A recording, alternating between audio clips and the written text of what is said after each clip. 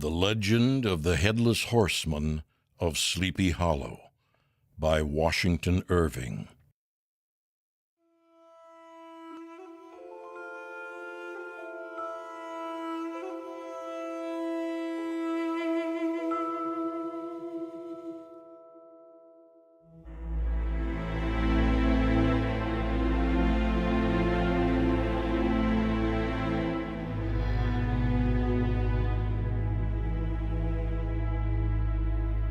In a spacious cove on the eastern shore of the Hudson River sits a rural port officially called Greenburg, but more commonly known as Tarrytown.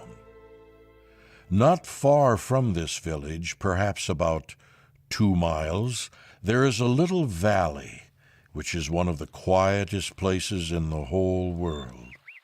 A small brook glides through it, with just murmur enough to lull one to sleep, and the occasional whistle of a quail or tapping of a woodpecker is almost the only sound that ever breaks in upon the uniform tranquility. This place, thanks to the dreamy influence that seems to hang over the land, has long been known by the name of Sleepy Hollow. Some say a German doctor bewitched the place during the early days of the settlement. Others say that an old Indian chief, a prophet or a wizard of his tribe, has put the good people of Sleepy Hollow under a spell, causing them to walk in a continual dreamlike state. To be sure, the inhabitants of Sleepy Hollow are often subject to trances and visions, and frequently to see strange sights and hear music and voices in the air. The whole neighborhood abounds with local tales and haunted spots and twilight superstitions.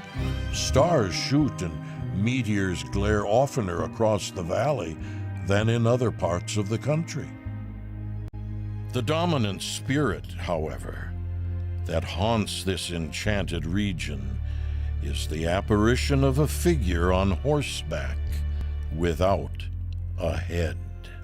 It is said by some to be the ghost of a soldier whose head had been carried away by a cannonball in some nameless battle during the Revolutionary War, and is forever seen by the country folk hurrying along in the gloom of night as if floating on the wind. His haunts are not confined to the valley, but extend at times to the adjacent roads and especially to the vicinity of a distant church. Indeed, some of the most trusted historians of those parts allege that the body of the soldier is buried in the churchyard, and the ghost spends his nights riding to and from the scene of that ill-fated battle in a quest to find a head to replace the one he lost. Often he can be seen rushing along the hollow like a midnight blast, hurrying to get back to the churchyard before daybreak. He is known in fireside stories and whispered tones throughout the valley as the Headless Horseman of Sleepy Hollow.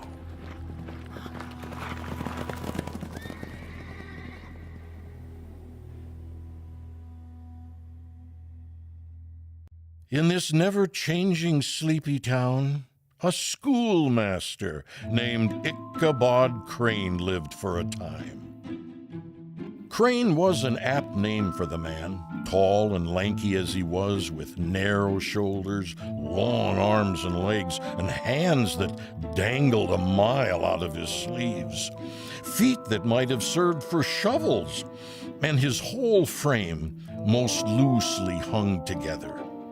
His head was small and flat at top, with huge ears, large green glassy eyes, and a long nose. To see him striding along the road on a windy day with his clothes bagging and fluttering about him, one might have mistaken him for some scarecrow escaped from a cornfield.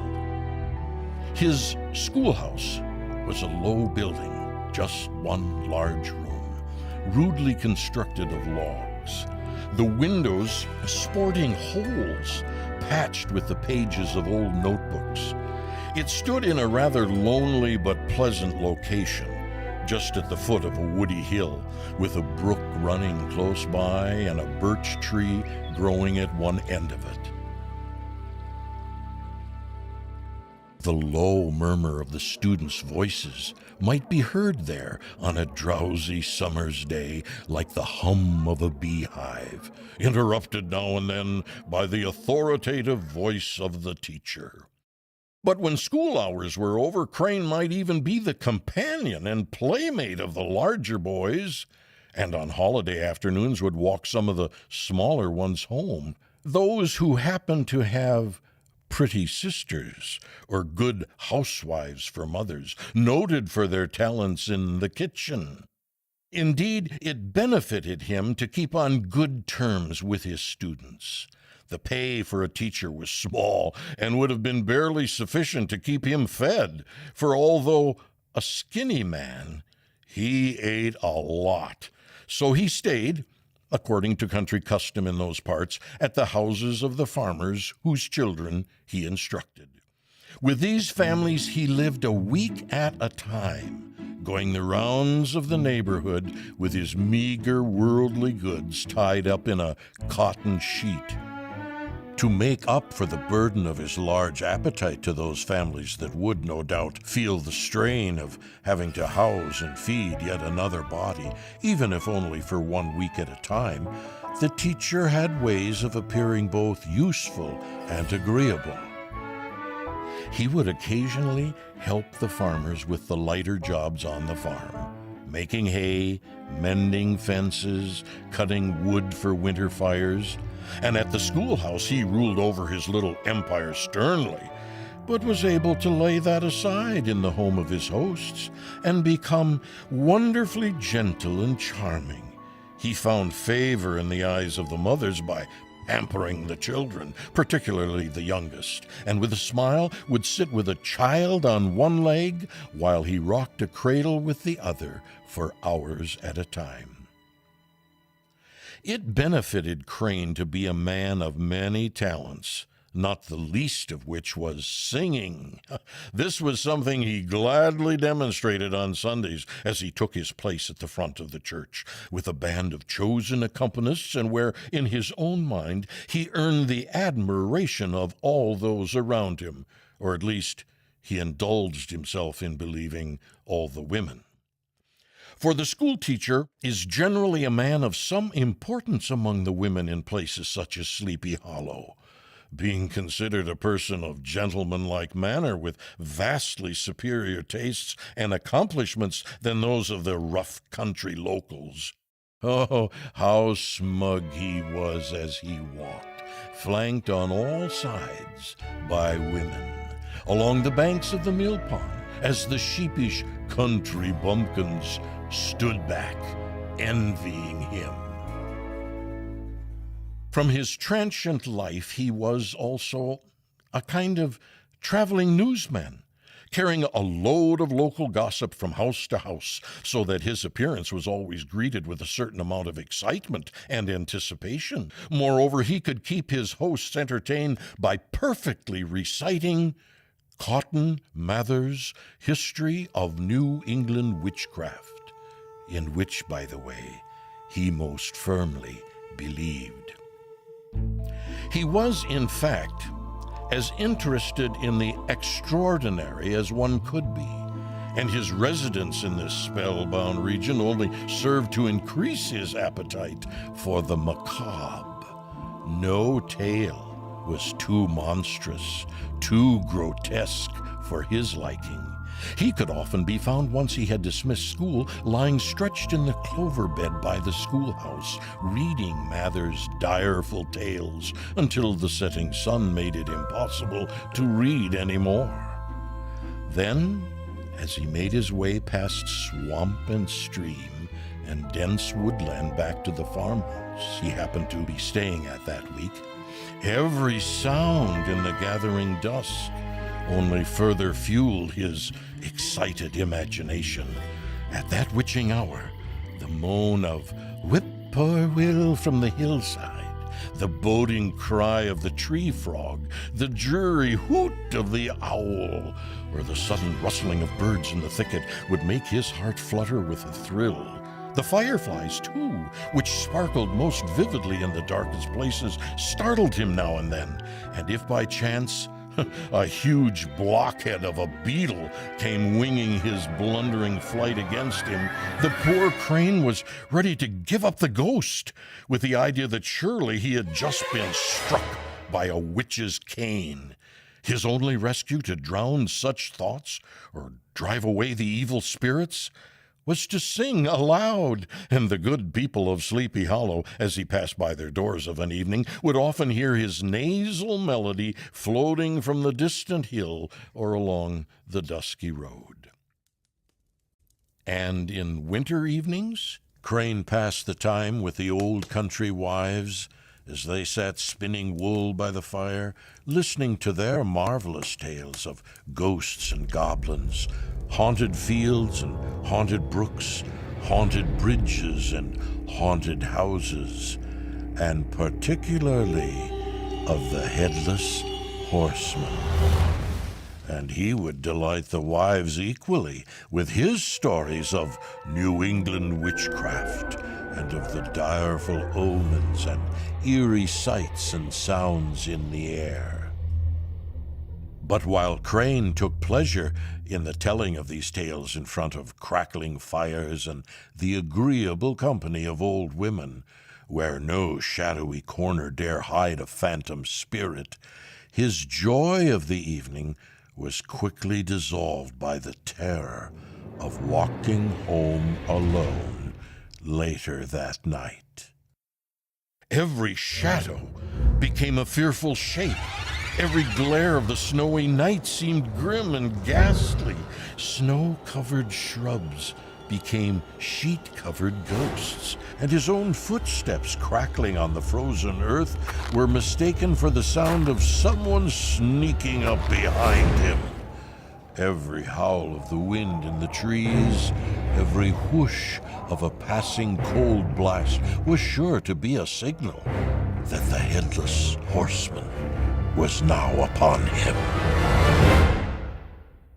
These, however, were terrors that came alive only in the night. These phantoms walked only in darkness, and though Crane most fully believed in the devilish sights and sounds of midnight, daylight brought with it a pleasant and refreshingly ghoul-free existence, one that Crane would have been most happy to subsist in, had his path not been crossed by a being that mystified him more than any ghost, goblin, or whole race of witches put together. And this was something that existed in the carefree daylight hours. This was a woman. Katrina Van Tassel was the daughter and only child of a well-known farmer, young and popular and pretty as a peach, stylish and spirited. She was destined for great things, and all those around her knew it, including one Ichabod Crane. Crane had the great luck of being Katrina's music teacher, and so had reason to visit her often at her father's mansion. The grounds of the Van Tassel family farm were impressive, nestled by the Hudson River and stocked well with fields of wheat and corn, orchards dripping with fruit, and barnyards full to the brim with plump, plentiful animals. Ichabod could fairly see himself living as the master of this fine property and the husband of the woman that would stand to inherit it all, Katrina Van Tassel.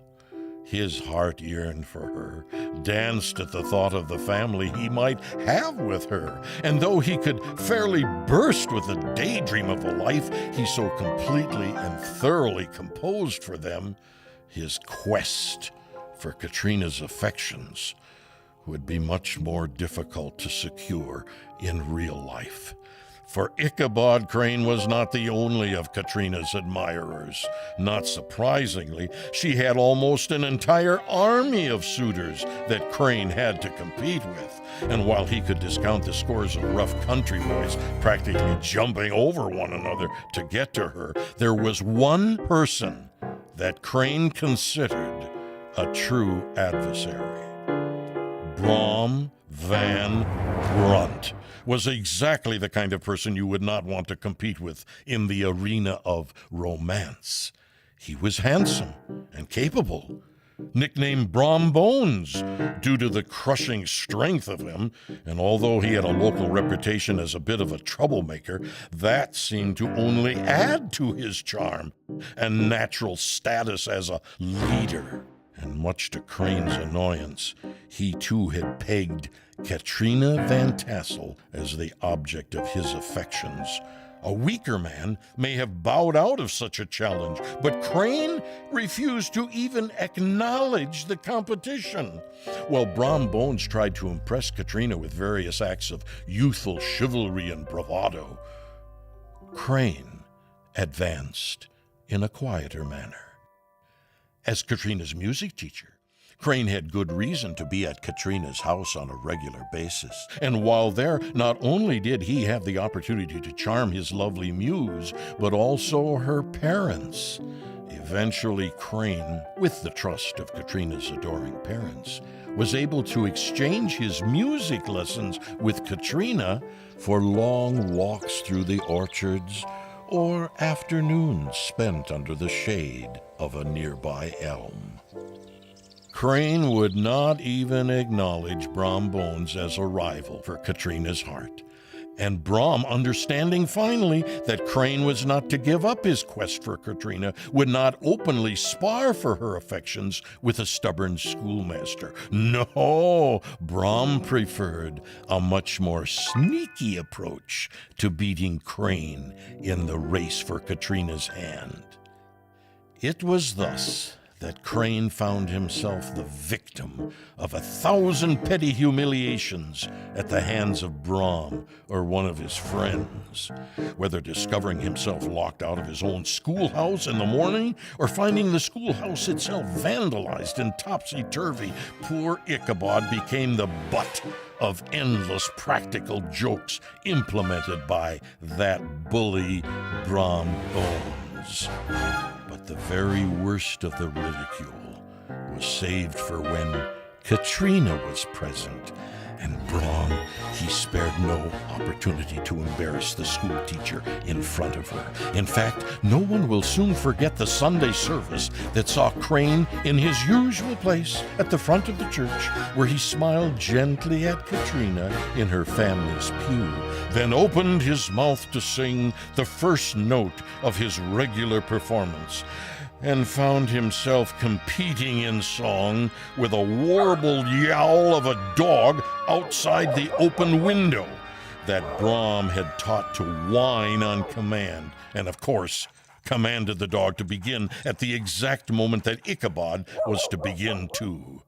Oh my, how that unfortunate choir is still talked about, with a chuckle, to this day. And so things went on like this for a time. Crane constantly on alert, yet constantly falling prey to Brom's pranks, and neither one of them seeming to advance much in their quest for Katrina's affection, until one day when the teacher's afternoon lesson was interrupted by an abrupt knock at the schoolhouse door. Normally, this sort of disruption to his lessons would find Crane angered and agitated. But when he went to the door to confront the intruder, he had no time to utter a word before the messenger at the door thrust a note into his palm and was off. In his hand, Crane discovered, was an invitation to attend a party at none other than Mr. Van Tassel's. And having been hand-delivered this important missive, Crane could think of nothing else for the remainder of the afternoon. He hurried through his lessons, letting go of his usual demand for silence. His students were quick to notice this rare lapse in focus and took great advantage of their situation, whispering and giggling, passing notes and making jokes. By mid-afternoon, Crane could barely handle his anticipation or his class, and he let them go early to much rowdy excitement.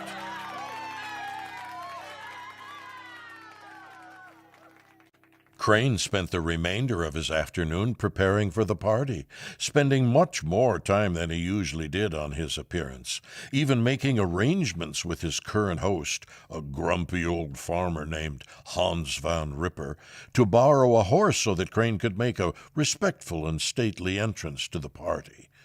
Unfortunately, the only horse the farmer would lend out was one even older and grumpier than he, a broken-down workhorse named Gunpowder. What a sight they made, the lanky, awkward Ichabod atop the cantankerous steed with only one good eye. Onward towards the Van Tassels they jogged, Ichabod's knees raised almost as high as his chest, thanks to the short length of the stirrups he was riding in, his pointy elbows jutting out sharply as he encouraged the old horse to trot in a dignified manner. It was a beautiful autumn day, with a clear, serene sky and a refreshing crispness to the air. Small birds sang as they gathered seeds for their farewell banquets, chirping as they fluttered from bush to bush and tree to tree, twittering blackbirds and golden-winged woodpeckers. Ichabod enjoyed it all. He inhaled deeply the scent of the apples hanging heavy from the trees, some gathered already into baskets, others heaped in piles ready for the cider house. Farther on, he passed great fields of corn, then pumpkins, then buckwheat, breathing in the odor of the beehives and making him dream of Saturday morning pancakes slathered in butter or syrup, prepared for him by the dimpled, soft hand of his Katrina Van Tassel. It was with such sweet thoughts in mind that Crane arrived at the estate of the Van Tassels, which he found abuzz with the arrival of many of the town's inhabitants.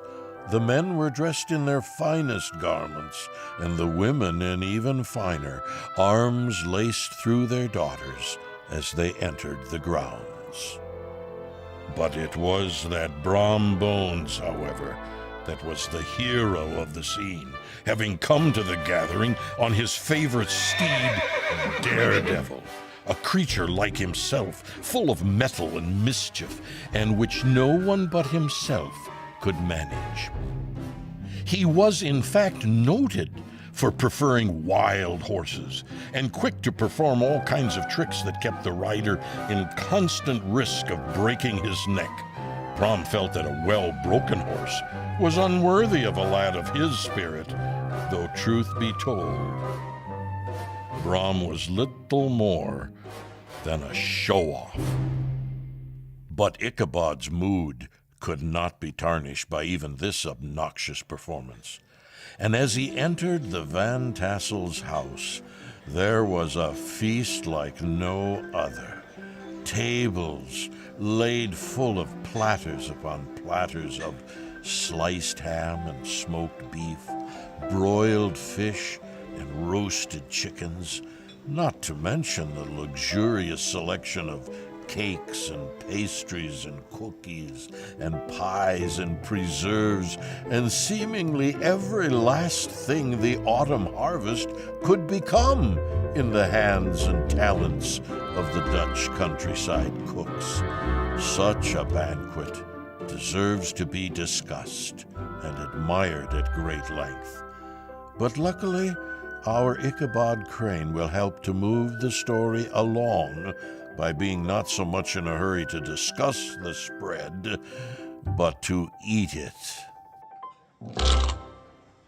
And with every bite, Crane's good mood rose even further, and he could not help looking around him as he ate and chuckling with the possibility that he might one day be the keeper of all this splendor. But for now, this belonged not to Crane, but to old Baltus Van Tassel, who moved about his guests in good humor, round and jolly as the harvest moon. He implored his guests to enjoy themselves, to eat, eat, eat, and nodding towards the sound of music coming from the common room, summoning his guests to dance. And dance Ichabod did, for he prided himself on his dancing almost as much as his singing, and when he danced, not a limb, not one part of him was still. He commanded quite an audience, and his fellow guests gathered to watch this joyous, animated form clattering around the room in full motion. And in his arms, why, it was the lady of his heart herself, smiling graciously in reply to all his amorous allusions, while that Brom Bones, Crane was satisfied to notice, sat brooding in a corner on his own, sorely smitten with love and jealousy.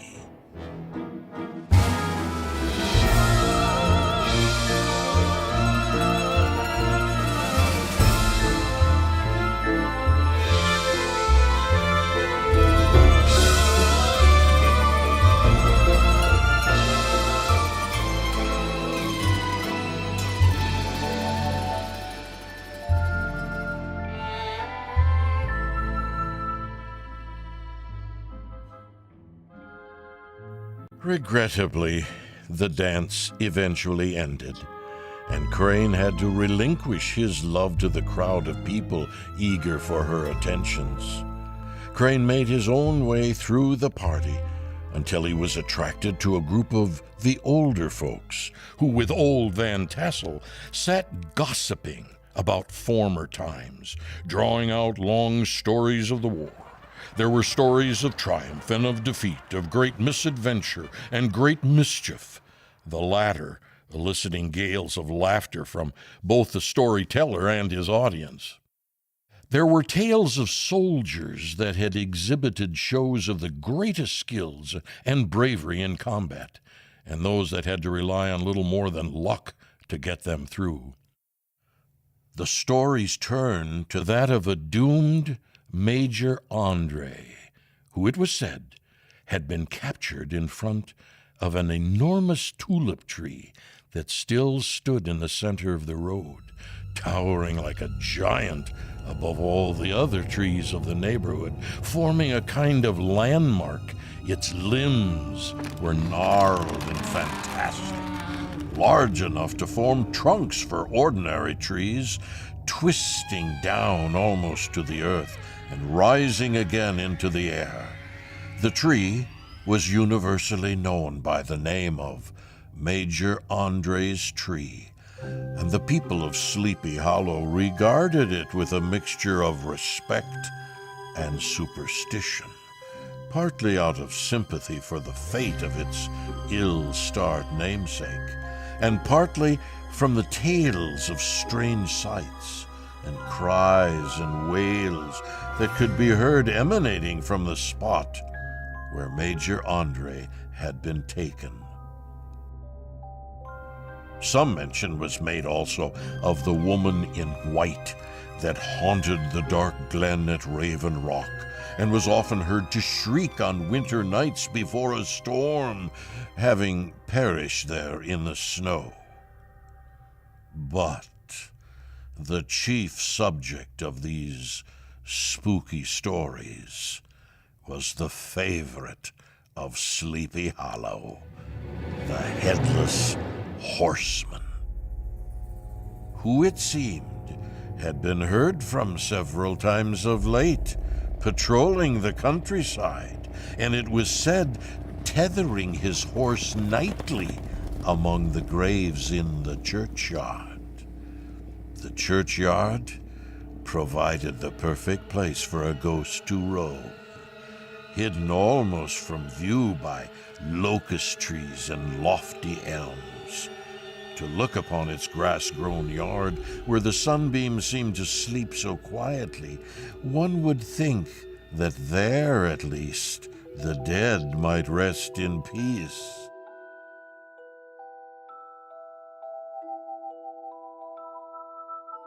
On one side of the church flows a brook, and not far from it was a wooden bridge thrown over it, the road leading to it and the bridge itself shaded by the overhanging trees that cast a gloomy pall over the place, even in the height of day, and helped it achieve a fearful darkness at night. It was here on the dark road leading to the church where the Headless Horseman was most frequently encountered. Even Old Man Brower, who otherwise disbelieved in such ghostly nonsense, told how he met the Headless Horseman one night on the road from Sleepy Hollow, and how he was forced to sit behind him on his horse as they galloped over hill and swamp until they reached the bridge, where the horseman suddenly stopped short and turned into a skeleton, throwing old Brower into the brook and galloping away with a clap of thunder.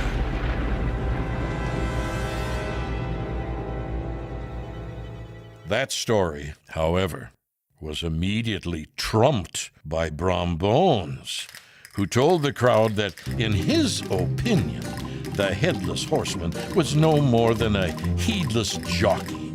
He claimed that one night upon returning from a neighboring village, he had been overtaken by the Headless Horseman, but once he realized who was chasing him, had raced his wild horse in earnest against the ghost horse, and would have won too, except that as soon as they came upon the church bridge, the Headless Horseman vanished in a flash of fire. Well, these stories sank deep into the mind of Ichabod, and in return, he recited large extracts from his invaluable author, Cotton Mather. He added tell of many marvelous events that had taken place in his native state of Connecticut, as well as the fearful sights which he had seen in his nightly walks about Sleepy Hollow.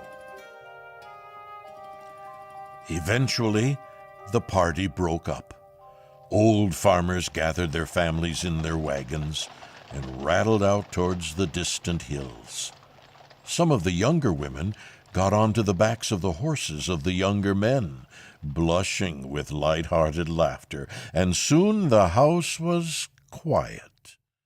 Ichabod, however, lagged behind, anticipating the opportunity to finally have a moment alone with his Katrina, fully convinced that he was on the road to becoming her exclusive beau that very night. What passed at this interview I will not pretend to say, for in fact I do not know. Something, however, must have gone very wrong, for Ichabod soon left the house looking practically devastated. Oh, these women. From looking at him, one could see that he barely understood what had gone wrong. Was Katrina encouraging his attentions simply to attract the jealous eye of his arch-rival? Ichabod could not stand to imagine the image of Katrina's hand in Brom Bones's, and without looking at the great fields he once pictured as rightly his, he walked to the stable and roused his old steed for the lonely ride home.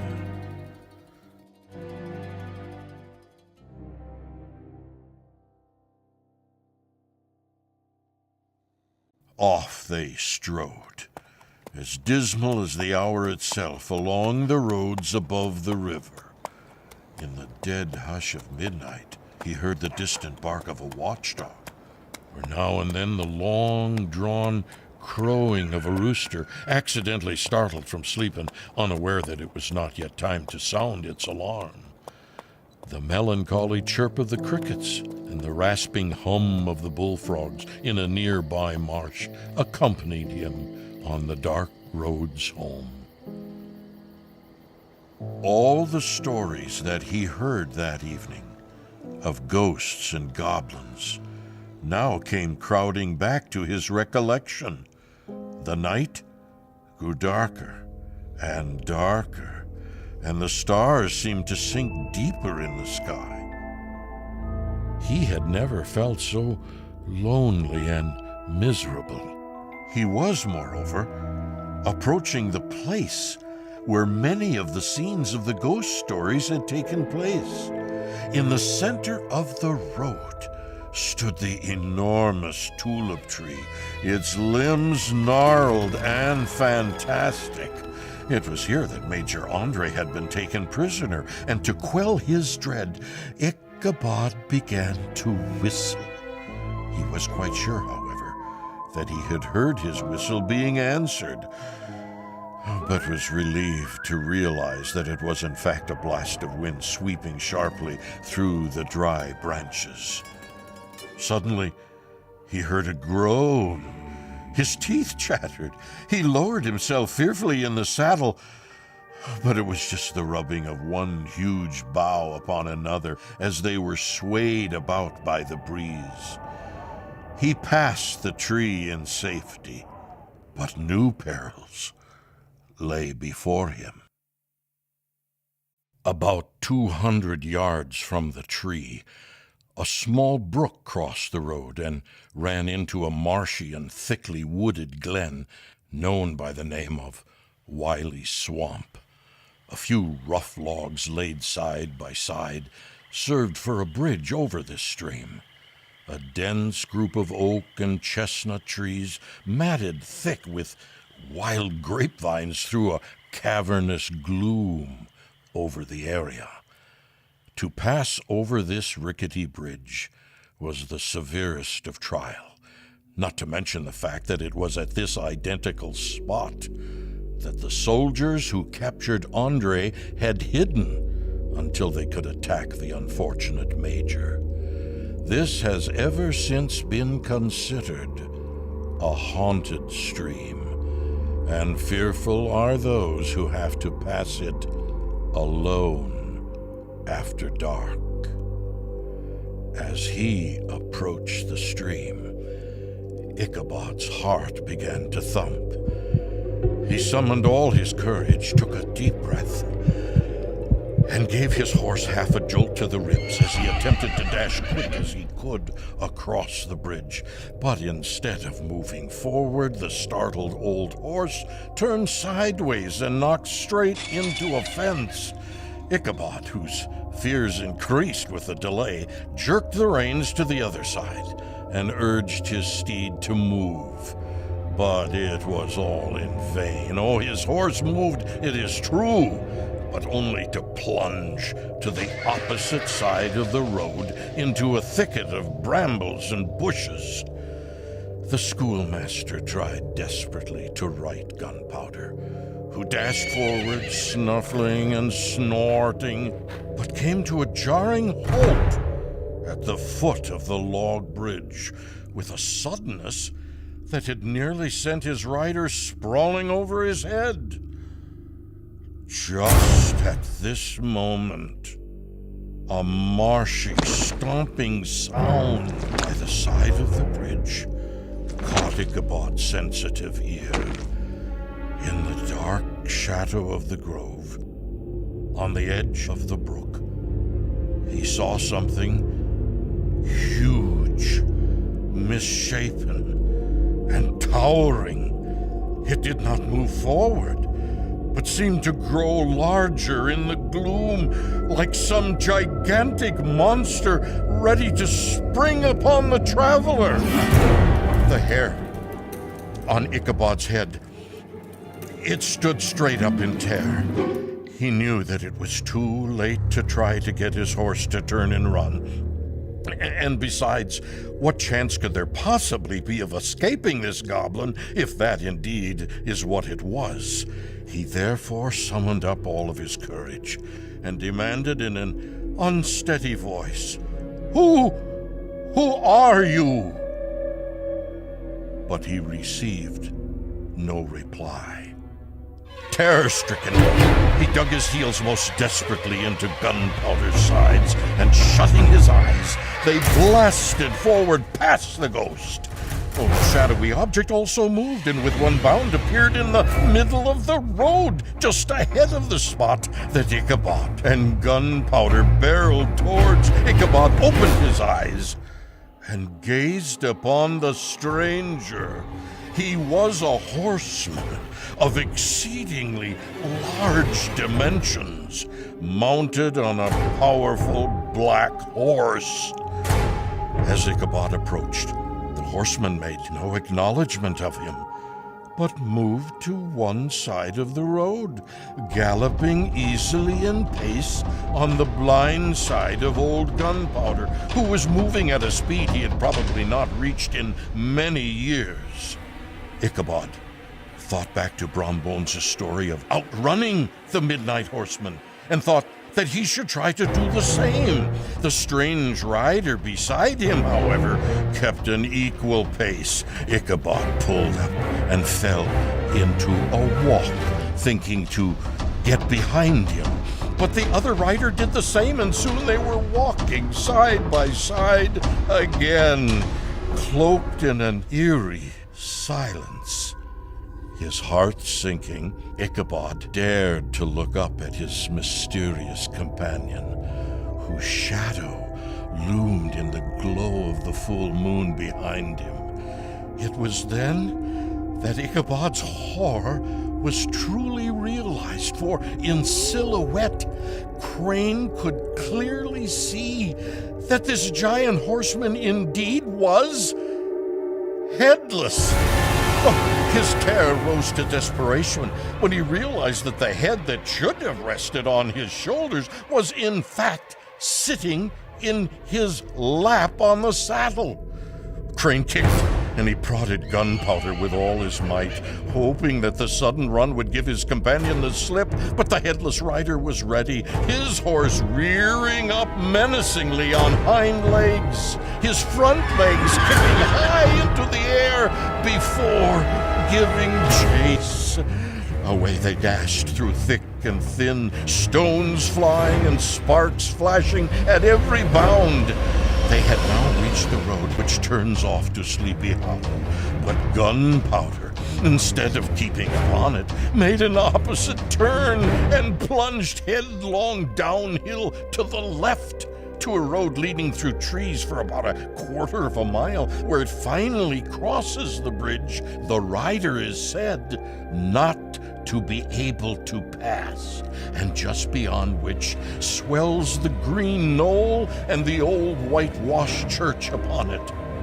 Gunpowder's unpredictable turn had given Ichabod a momentary advantage in the chase, but the horse's vigor was causing the saddle to slip out from under him. He tried to hold on to it, but the jostling beneath him was too much, and he had just enough time to grasp Gunpowder tightly around the neck before it tumbled to the ground. Oh, he immediately heard it being trampled by his pursuer. In a moment of absurd terror, Ichabod had a flash of Hans von Ripper's ire at being out a saddle. Oh, but this was no time for petty fears, as the demon rider was close behind, and Ichabod had to concentrate with all his might just to stay on Gunpowder's back. They headed toward a clearing now in the trees, and Ichabod gained a moment of temporary relief when he saw that just beyond it lay the church bridge. He knew from the stories that the horseman somehow was not able to cross the bridge, that this was the border between terror and hope, and that if he could just cross that bridge, he would be safe. Just then, He heard the great black steed approaching, and was sure he felt the demon horse's hot breath on his neck. It was all the incentive he needed to roust old Gunpowder with a jolt to the ribs, and the horse sprang, thundering over the planks of the bridge. He reached the other side and quickly looked behind to see if the Headless Horseman would, according to the rule, vanish in a flash of fire and brimstone. But what he saw instead was the horseman, rising in his stirrups, heaving its head from its place in his lap, and hurtling it like a missile straight at Ichabod. Oh, he tried to dodge the horrible shot, but it was too late. It hit him square in the forehead with a tremendous crash, and he realized that he was tumbling down into the dust, just as his vision of Gunpowder, the horseman, and the world went black.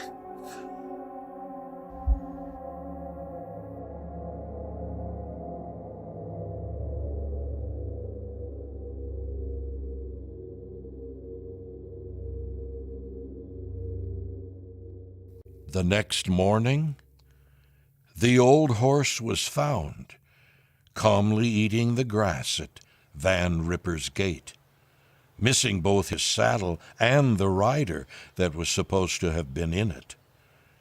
Ichabod did not make an appearance at breakfast, nor did he show up to open the schoolhouse. The students were at first rowdy and excited when the appearance of the schoolteacher was delayed. But eventually the children wandered away, confused at not going about their usual routine. When the dinner hour came, and there was still no sign of Ichabod, Hans Van Ripper began to feel some uneasiness about the fate of poor Ichabod and his saddle. A search party was sent out on foot, and after diligent investigation, they came upon a strange sight on the road leading to the old church. The saddle was found, trampled in the dirt. The tracks of horses' hoofs, deeply dented in the road, were followed to the bridge, beyond which, on the bank of the brook where the water ran deep and black, was found Ichabod's hat, and close beside it, a shattered pumpkin. Oh, the brook was searched, but Ichabod's body was never found. Hans Van Ripper examined the bundle of belongings that Ichabod had left, finding that his worldly effects consisted of 2 shirts, 2 ties, a pair of socks, a rusty razor, a dog-eared book of music, and a broken pitch pipe. Oh, there was also Crane's copy of Cotton Mather's History of Witchcraft, a New England almanac, and tucked inside a book about dreams and fortune-telling, a folded piece of paper upon which was scribbled a fruitless attempt at a love poem, written for Katrina Van Tassel. The mysterious disappearance was the topic of all conversation throughout the town, and groups of gazers and gossips could be found at the churchyard, the bridge, and the brook, speculating on the events and offering their theories as to how things had played out that fateful night. The stories of Brower, Brombones, and a host of others were called to mind, and when they had diligently considered and compared them all, they could come to no conclusion other than Ichabod had indeed been carried off by the Headless Horseman. Ichabod was a bachelor, and as he was in nobody's debt, after a while nobody troubled themselves wondering about his fate. Soon a new schoolteacher arrived to take his place.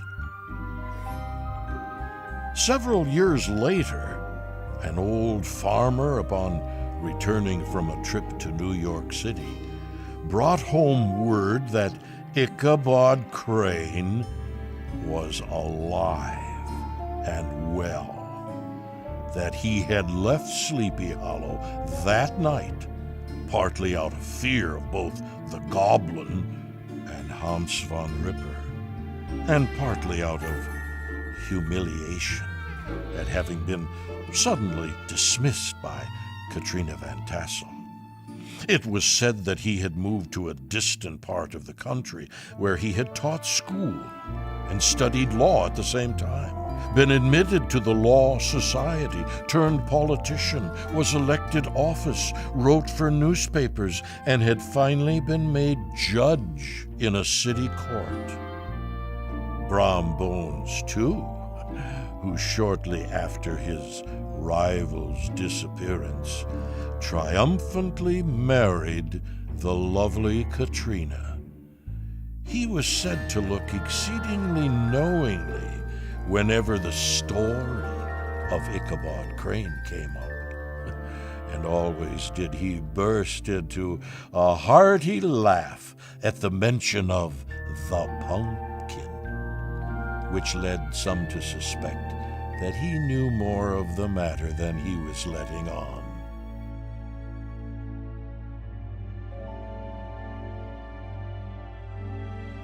But it is the old country wives who are the best judges of these matters, and they maintain to this day that Ichabod had been spirited away by the Headless Horseman. The story of Ichabod Crane and the Headless Horseman is a favorite, often told throughout the neighborhood on dark winter nights as the fires blazed warm. The bridge became more than ever an object of superstitious awe.